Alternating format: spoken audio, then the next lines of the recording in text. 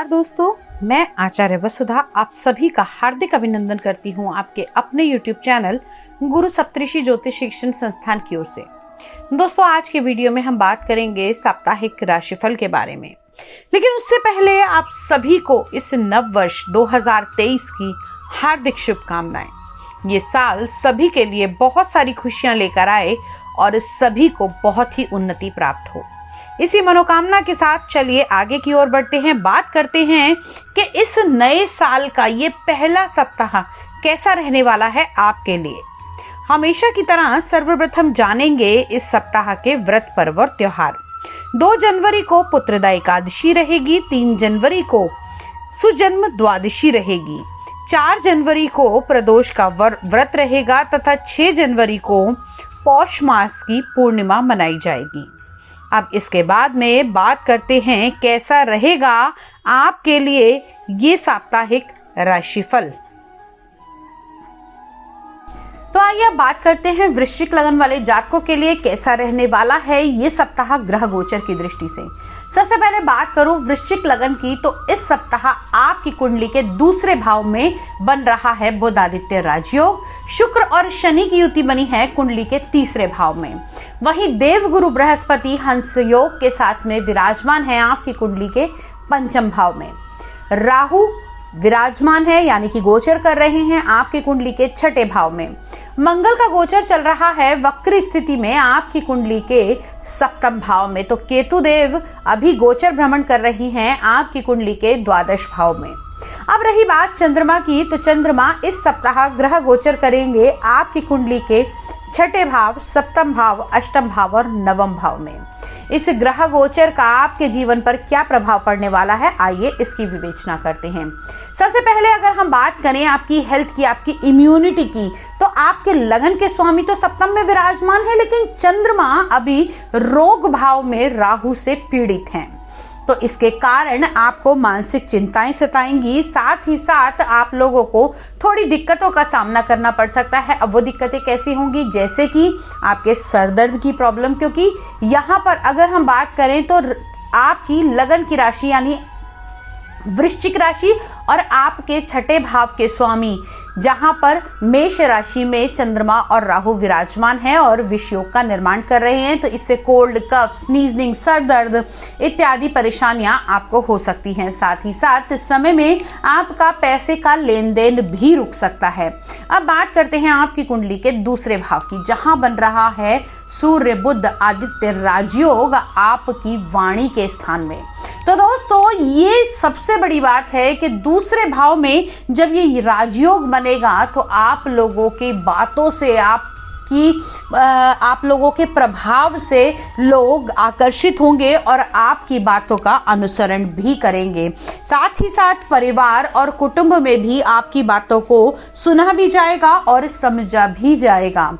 अब बात कर लेते हैं इसी भाव से, क्योंकि इसे वाणी का स्थान बोलते हैं, तो आपकी वाणी का, क्योंकि बुध जो है वो वाणी के कारक माने जाते हैं और यहाँ पर बुध आदित्य राजयोग बन रहा है, तो बुध यहाँ पर विराजमान होकर खासकर उन लोगों के लिए जो किसी प्रकार के गायन, वादन, मीडिया लाइन, सोशल वर्क, इस तरीके के कामों से जुड़े हैं, उनके लिए बहुत ही अच्छा राजयोग का निर्माण करेगा। अब बात कर लेते हैं आपकी कुंडली के तीसरे भाव के बारे में, जहां पर शुक्र और शनि की युति इस समय बनी हुई है। तीसरा भाव जिसे हम एक त्रिक भाव भी बोलते हैं, यहाँ पर शनि और शुक्र की ये युति कहीं ना कहीं आपके दोस्तों पे, आपकी यात्राओं पे पैसों का तो खर्च होगा, लेकिन वहीं ये यात्राएं इतनी आरामदेह और सुखद नहीं होंगी। अब बात कर लेते हैं आपकी कुंडली के पंचम भाव की, यानी कि आपके संतान के, आपके शिक्षा के, आपकी जॉब के भाव के बारे में, जहां पर देवगुरु बृहस्पति हंस राजयोग के साथ विराजमान हैं। तो दोस्तों, इस समय में आप लोगों को, अगर आप विद्यार्थी हैं तो ये समय आप लोगों के लिए बहुत ही उत्तम है। जब तक देवगुरु बृहस्पति आपके इस भाव में विराजित हैं, आप लोगों को पढ़ाई का लेवल बहुत ही उन्नत प्राप्त होगा। साथ ही साथ आपके ज्ञान से लोग आकर्षित होंगे।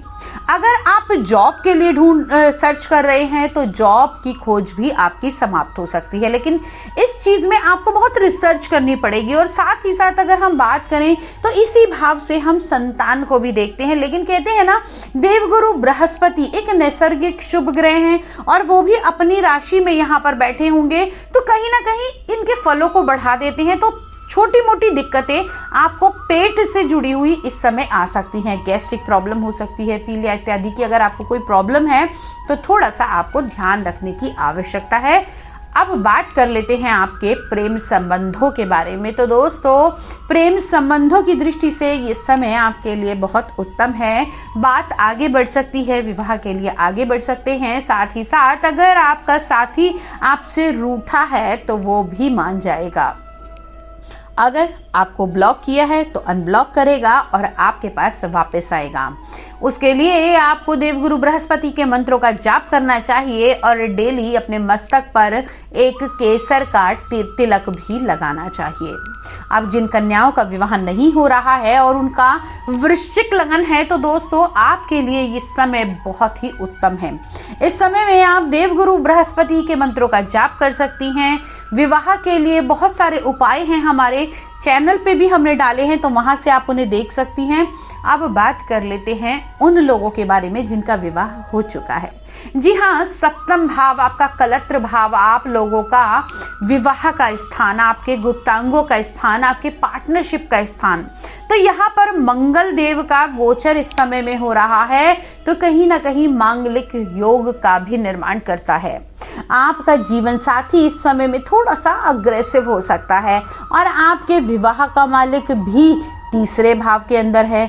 तो यहाँ पर आपको अपने रिश्तों को थोड़ा संभाल कर चलना होगा। किसी भी प्रकार का अग्रेशन, किसी भी प्रकार की बहस में अगर आप ना पड़े तो आपके लिए बहुत ही बेटर होगा। यहीं पर बैठकर मंगल देव दृष्टिबद्ध कर रहे हैं आपके कर्म भाव को, तो पार्टनरशिप से जुड़ा हुआ अगर कोई काम कर रहे हैं तो ये पीरियड आपके लिए बहुत लाभकारी हो सकता है। अब पार्टनरशिप, खेलकूद की कोई आइटम बनाते हैं, खाने का कोई बिजनेस करते हैं, बिल्डिंग मटेरियल का कोई काम करते हैं तो आप लोगों के लिए ये टाइम पीरियड बहुत ही उत्तम रहने वाला है। ओवरऑल यदि मैं बात करूं आपके कर्म क्षेत्र के बारे में तो कर्म क्षेत्र में आप लोग अगर सरकारी जॉब में हैं, सेना में कार्यरत हैं, फौज में हैं तो दोस्तों ये समय आप लोगों के लिए ये सप्ताह बहुत ही शुभ रहने वाला है। साथ ही साथ इस सप्ताह के अंत में अगर मैं बात करूं 8 जनवरी की तो आपको थोड़ी सी सीजनल प्रॉब्लम्स हो सकती हैं। अब वो सीजनल प्रॉब्लम आपके स्वास्थ्य से जुड़ी हुई होंगी, जैसे कि कोल्ड, कफ, किसी प्रकार की केमिकल एलर्जी, किसी प्रकार की आपको सांस की प्रॉब्लम, वेन्स की प्रॉब्लम, इन सब से आपको थोड़ा सा बचकर चलना होगा, तभी ये हफ्ता आपके लिए शुभ रहेगा।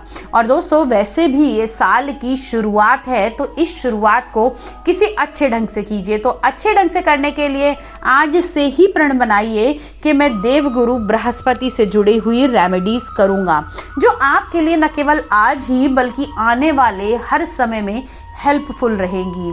अब ये चाहें तो आप अपने मस्तक पर तिलक लगा सकते हैं, चाहे गुरु के मंत्रों का जाप कर सकते हैं, चाहे अपने गुरु की उपासना कर सकते हैं। और सर्वोत्तम आपके लिए रहेगा इस समय में पुखराज धारण करना। अब लकी नंबर आपके लिए रहने वाला है नंबर 4 और लकी कलर आप लोगों के लिए रहने वाला है इस सप्ताह मरून कलर। दोस्तों, ये तो थी ओवरऑल गणना मेष लगन वाले जातकों के लिए, लेकिन हर व्यक्ति के अपने अलग कर्म, अलग कुंडली, अलग ग्रह, अलग नक्षत्र और अलग ही दशा होती है। इसके अनुसार यदि आप इस साल का वर्षफल बनवाना चाहते हैं या फिर अपनी कुंडली का विश्लेषण करवाना चाहते हैं तो आप हमें हमारे नंबर पर संपर्क कर सकते हैं, हमसे जुड़ सकते हैं। नए साल की खुशी में आपको लोगों के लिए एक छूट दी जा रही है। आपके किसी भी एक सवाल का जवाब मैं अपने लाइव शो के दौरान अवश्य करूंगी। इससे जुड़ने के लिए आप हमारे चैनल से जुड़े रहिए, आपको पता लग जाएगा कि मैं लाइव टेलीकास्ट कब करने वाली हूँ। वहां आप अपनी कुंडली दिखाकर मुझसे सवाल पूछ सकते हैं। अगले वीडियो में फिर से मिलने का वादा करके साथ ही साथ astrology, tarot card reading, numerology, वास्तुशास्त्र, कुछ भी आप सीखना चाहते हैं तो आप हमारे संस्थान में हमसे बात कर सकते हैं, हमसे जुड़ सकते हैं। तब तक के लिए जय माँ भगवती।